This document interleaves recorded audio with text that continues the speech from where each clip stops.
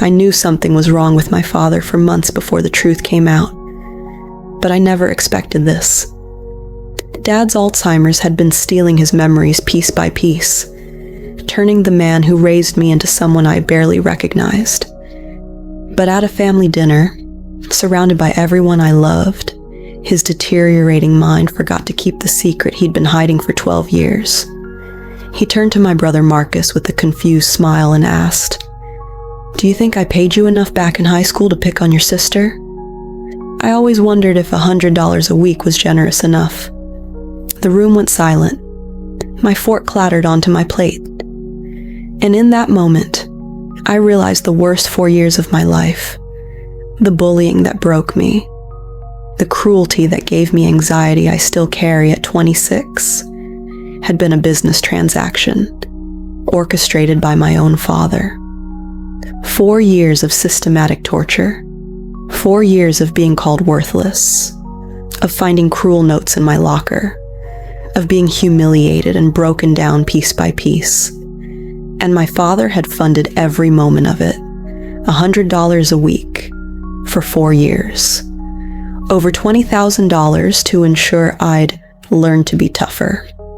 My brother had been a hired weapon, and my childhood pain had been deliberately engineered by the man who was supposed to protect me. Let me take you back to when this all started. The summer before high school, when I still believed my family loved me unconditionally. I was 14, excited about starting high school, nervous but hopeful. Marcus was 17, a senior, popular and confident in ways I'd never been. We weren't especially close, but we weren't enemies either. He'd been protective when we were younger. I looked up to him, trusted him. That August, Dad took Marcus out for what he called a man-to-man talk. When they came back, Dad looked pleased, and Marcus looked different. Guilty, maybe. Uncomfortable. I thought they were talking about college or SATs. I didn't know they were planning the end of my innocence. When school started in September, Marcus became my worst nightmare. At first it was subtle. Spilled orange juice at breakfast, teasing at dinner. Then it spread to school. Comments about my appearance, rumors, laughter. Soon, everyone knew I was the weird one by October. I was a social pariah. Friends avoided me. Boys mocked me. I ate lunch in the bathroom to escape the noise. And through it all, Marcus smiled. At home, the cruelty never stopped. He'd interrupt me, mock my interests, poison every joy. When I made the honor roll, he said it didn't count. When someone asked me to the winter formal, he joked that the boy must have lost a bet. Every victory turned to ash in my mouth. And my parents? They called it sibling rivalry. Dad told me to toughen up, that life wasn't going to be kind. He said the world would chew me up if I didn't learn to take it. So I tried to be tougher. But how do you toughen up when the pain comes from inside your own home?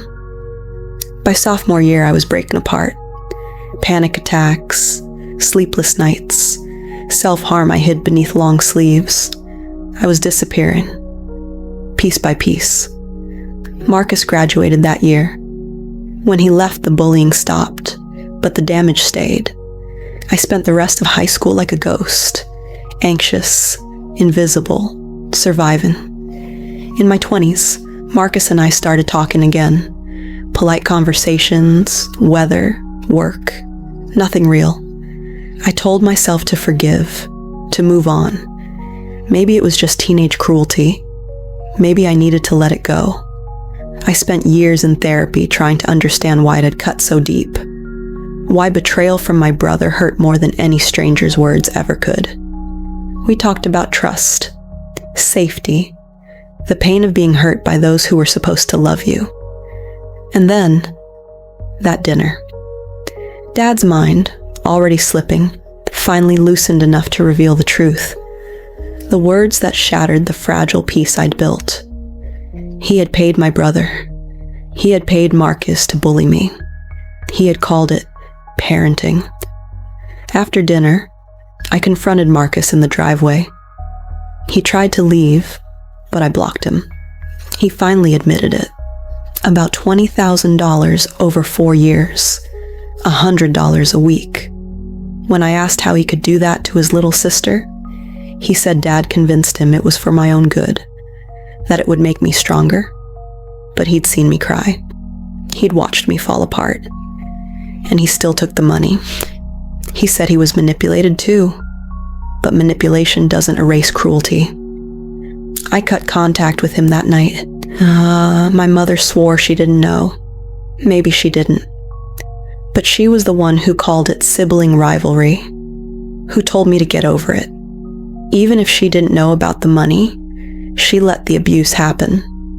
Dad. He doesn't even remember now.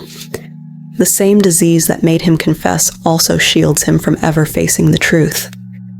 When I tried to talk to him, he smiled at me sweetly and called me his little girl. I'm 26 now, still managing the anxiety, the trust issues, the fear that love always hides a price. Because 4 years of pain were planned, funded by my father. He said he did it to make me stronger, but he only taught me that love could destroy. Sometimes I wonder who I might have been if he'd just loved me the way a father should.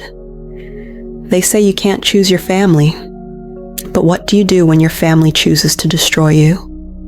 When a father buys your pain? When a brother sells his conscience?